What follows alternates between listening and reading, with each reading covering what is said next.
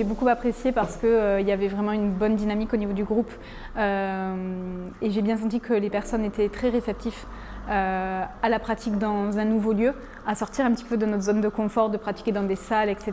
J'ai l'impression qu'ils se sont bien connectés aux énergies du lieu et de tout ce qui nous a entourés. Le domaine de l'Arjol, enfin, il y a longtemps que ça existe. C'est une entreprise familiale depuis 1848, donc il y a longtemps. Ça s'est passé de génération en génération, mais bien entendu, il ne faisait pas du tout le même vin qu'aujourd'hui.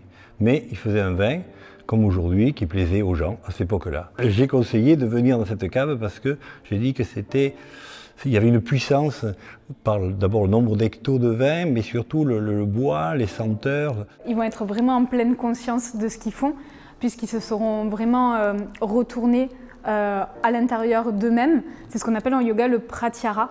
Le pratyahara, en fait, c'est le retrait des sens.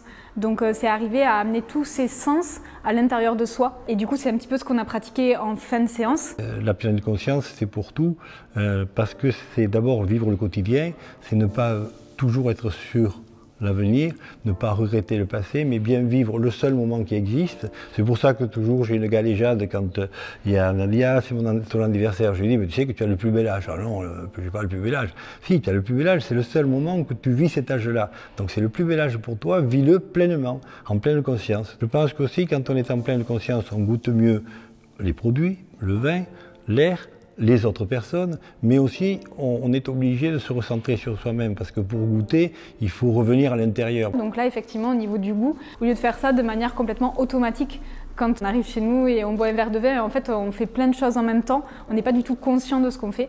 Et je pense que c'est un concept à creuser, mais toujours méditer avant de faire une dégustation de vin, ça peut être cool.